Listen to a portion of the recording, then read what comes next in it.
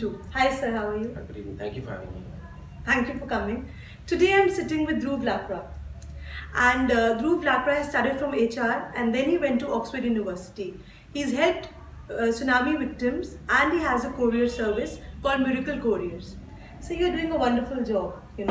What is Mirakle Courier? So, Miracle Couriers is a for-profit social enterprise that I started in Okay. 2010. Right. We work with low-income deaf adults. So that basically means that we work with people with disabilities. All the delivery boys in the company are deaf, and all the back office is run by deaf women. So we are right now one of the largest vendors for one of the largest e-commerce company. We do the deliveries in Mumbai city. We have 3 offices, Okay. and we have about 85% of our staff is deaf. And right now the idea is to expand to other disabilities. Okay. And when did you start this? This was started in 2010 formally. Okay, 2010 formally. And when did this idea come to you and how did it come? So I finished my business school at University of Oxford, came Okay. back to India. I wanted to develop a business model that is more socially inclusive. Okay. The idea was to radically change how persons with disabilities are looked at in a country like India. Well, But I didn't want to set up a pure play commercial enterprise. Okay. I also didn't want to set up a non-profit. And social enterprise for-profit space was very fascinating. So I wanted to bridge both the goals. So okay. Miracle was born with that basic idea. All right. So that's incredible. And sir, you've helped tsunami victims. And after that, you went to Oxford. You got a scholarship there. So tell your experience about tsunami. So that was the Asian tsunami that happened in 2014. I was working in an investment bank. I was very unhappy with what I do. And I was very clear that I didn't want to continue in investment Okay. banking. The tsunami happened and I went to Tamil Nadu. I spent 6 months in Nagapattinam and Kadalur working with tsunami victims and the fishermen community. Some 10,500 fishermen were affected by the tsunami. Okay. So the idea was to basically understand how relief works, strategy of relief works, and come back to the non-profit sector. This is pre-Oxford. Okay. This is pre-Oxford. How has your experience been, during the worst times in our country, tsunami? Well, tsunami was an eye-opener because you get to see how your country is. Right. I think a lot has been said and a lot has been written on how poor India is. But I think when you go and travel and you see the villages and Right. you go to places Hmm. which are not on the radar and not on the radar of so-called development. So I think in tsunami you need one gets a very different perspective when a disaster of that scale happens, and when you travel to villages and to places which are not on the radar for development. Right, And you really get to see the nuances of village life and the politics behind village life and why India is not developing as it should develop. Right. And you get to see how poor India is. A lot has been written about, a lot has been Right. Spoken about. Yes. But when you travel and when you see with your own eyes, it's quite shocking. It is shocking. So tell us a story. It can be any incident which you, while you were there, you experienced it.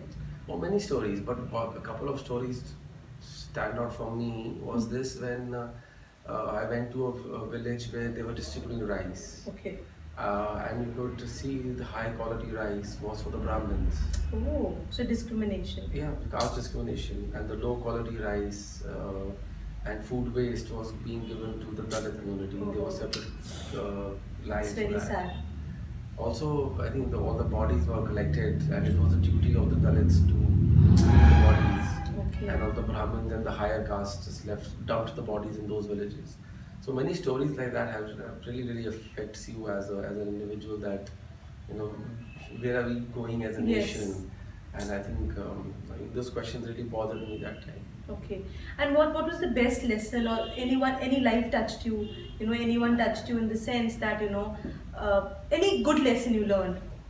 I know it was the worst situation, but I think one learns a lot of lessons out of it Right. as if you want to make a career or a professional. Yes. I mean, as long as tsunami, it just taught me that one needs to sometimes sit back and be grateful for what you have. Yes. I don't want to sound patronizing about it, but I think one just needs to sit back and just see that the gap between have and have-nots in this country is really becoming wide. It's something very unfortunate, and one should understand that. Unfortunately, people are not understanding it. that. Yeah. What I think is people are not very grateful for what they have. We have so much in life, but we never thank God for whatever things we have in life. So, for the viewers, gratitude is very important, and I think one must be grateful to the Almighty. Uh, I think in 2014 you went to Oxford to study. 2007. 2007, sorry. So, how was your experience? No, Oxford was fantastic. I think it's as a university you can't. Yes, You can't. It's just exactly. like this. It's amazing, and the business school is a very new business school. Okay. Fortunately for me, I got a full scholarship because Oh, Oxford is amazing. frightfully expensive, Mm-hmm. and I think it just kind of opens up your mind because you meet students from All all over the over. world. Yes. You meet kids from countries where you never would perhaps visit. Right. So I think that interaction and meeting with those individuals is really helps to open up your mind. So Right. it's So it's an eye opener it's basically. fantastic. You are in this profession where you are helping deaf people. So how is it helping you? And obviously, it has made you a better person and a finer person. So your take on that? No, I don't know if help is the right word. I Oh mean, yes, maybe yeah, not. yeah. I look at it as more of as a you can one side of it's a business opportunity. Right. We are a pure play commercial enterprise. Yes, We are yes. business operations. Hiring people with disabilities has a lot of advantages. So I think that's the business side of it. What are the advantages? Attrition is very low. Okay. Delivery space and courier services and logistics are notorious for attrition. The attrition Okay. is very high in companies. For us, the attrition is very low. We have very high retention. Our eventual cost of training comes down because staff is very loyal and they stick on to a job. Okay. So these are one of the few advantages. But on the social side of things, I think it's unfortunate that we have such a wide section of community Right. that is so strongly discriminated and marginalized that people haven't really tapped into the potential. Right. So when the people ask me this question, I'm very clear that we want to take the advantages in the disability or the advantages in what they can do. Use deaf people's core competence Right, for right. work. And we Exactly. are not a charity. We are very clear on that. Okay. We don't want to do It's charity. a company, It's a company. like you It's a said. for-profit company. We have clients. Okay. We have targets. Okay. It's a company with a social mission embedded. It's very clear. on Yes, that. and I think it's a very noble profession. But Yes. again, what is noble? I mean, if It's a noble thing. A lot of people with disabilities and special needs. So I'll be talking about disabilities and special needs are not doing anything. And you have studied from London, so there people with special needs are doing extremely well in all professions, whether it's working in a restaurant or working in a bar or working in schools. Yeah. But in India, we don't treat them equally. access, yeah, there are a lot of it starts from education. It starts from conditioning of society. Yes, It starts exactly. from access. It starts from education. Right. It starts from. I mean, these are basic things. When you don't give people with disabilities access to services, access to benefits, access to education, Right. how will they come up or how will they Yes. get a job and how will Right. they get part of the system that you want to create? Yes. So that's what is India's failing in a way. You can say that a lot is happening. A lot is happening, yes. But We are unaware it about needs to happen at a faster pace. Yes. And you win the Young Achievers Award, I think every year you're winning them. But you have won quite a few, right? So your take on that. No, I mean, it's kind of. How important are awards for you? Well, I really don't know what is kind of an embarrassing thing to say, but I think for me, awards are not important as such, but I'll tell you why they're important. I've realized over time because we are in between the social space and in Right. between the commercial space. Yes. So we are trying to navigate both the roles. An award is basically Token of appreciation. it's the token of more than token of appreciation. It's a comfort and a cushion that Okay. we have that we are on the right path, Path. and someone is Appreciate- backing us up yes, and appreciating yes, us. Yes, exactly. When you're trying to do something innovative, radical, they help in their Yes. own way. Also, please, I think very important for viewers to understand that the social sector in India is not very well liked as such, Okay. and people distrust the sector a lot. It's a very common thing in India that if you give money to charity, you assume the money is going to charity or not. So you Okay. think the, Yeah, the exactly. people will run away with the money.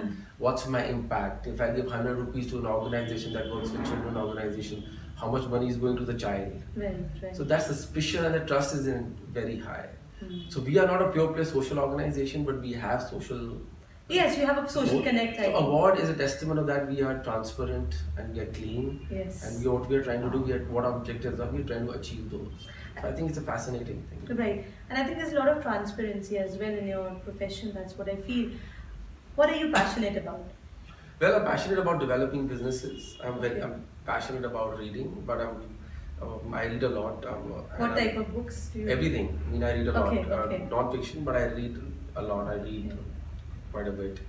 And I'm reading a very interesting book these days on negotiations. Okay. But I am more passionate about developing, impact businesses. Yes. Developing businesses that can scale, developing businesses that can have more impact on lives of people. Okay. So I'm very passionate about those business models. Okay.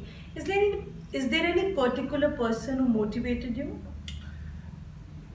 Well, like I said, I tend to read and you hear fascinating stories about Right. people and you read about these industrialists and who have really created organizations that have lasted 100 or 100 years.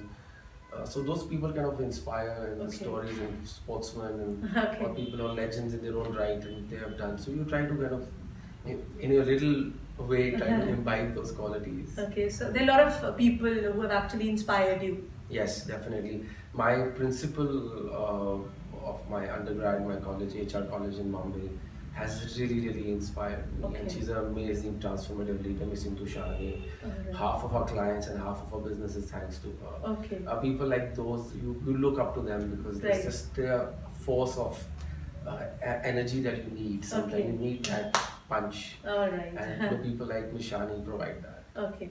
And any mentor you have? Yes, I have a mentor actually. I've started 2 years back a formal mentoring process. My mentor is someone I meet once a quarter, once a month. It's very flexible. So mentoring is something one should really. Every entrepreneur should have a mentor. I'm a strong I think it's very believer. important. Absolutely. I think mentors and role models play a very Absolutely. I important completely part. agree with that. Yeah. Yes. So please give a message to today's youth who are looking for, or young boys or young men who want to be entrepreneurs. Well, I'm a great fan of entrepreneurship and entrepreneurs. I definitely do believe that India needs more entrepreneurs. Yes. We need more people to create wealth. Right. We need more people to create jobs. Yes. We also do need people to work as employees. Yes, of course. So if you feel somewhere in your heart there is an iota of that inspiration that I can be an entrepreneur, don't let that die. Try it. Yes. Nothing goes wrong. If it does not work, it does not work. Right. What is the worst thing that can happen? Exactly. But I think the problem is the way our backgrounds are, what way we come from, the social pressures and competition. We generally not to take on the path of entrepreneurship. Yes. The whole idea is you do your education, you do your postgrad, you do your MBA, you take up a good job in a company, and just take that career path. There's nothing wrong with that also. If it works Yes, for you, if it works, why not? why not? So be it. Yes. But I just feel that a lot of friends of mine are also in the conversation, we've noted that wanted to become entrepreneurs. Okay. But there was something missing that Missing, didn't yes. give them the push. Okay. Now, whether that push is family, Yes. society, the cushion they needed, I don't know. But if you have that push, Right. then you need to jump. And Okay. that's it, what is required today in our country. We need entrepreneurs to create jobs. You're absolutely right. Mindset. Right. To get that discipline going, to work with people across cultures. Problem in a small city is people are not from different cultures. Yes. Everybody is from a small state, in a state, small yes. city. So that has disadvantages. And working in an international company, working in a bigger city, you meet people from all walks of life. Right. All cultures, which is very important. Mm. Learn, come back, use that Use professionalism, those use that techniques, discipline to increase your dad's and your mother's business. Right. And the last thing which just came in my mind right now, we all are in that rat race to win. And there's no, like, everybody wants to, reach that end point and win. But nobody is doing it with their heart and soul, they're just doing to make money. So your take on that? Well, I really don't know what the end point is. Like I said. So, just they want to win, without any professionalism, and they just want to win without doing it from the heart and the soul. Like I said, again, it depends. If you, unfortunately, the way as the society, the way our Indian society is structured, I think that has an issue. Right. There is no time for you to reflect and ask yourself these questions. What do you want to do?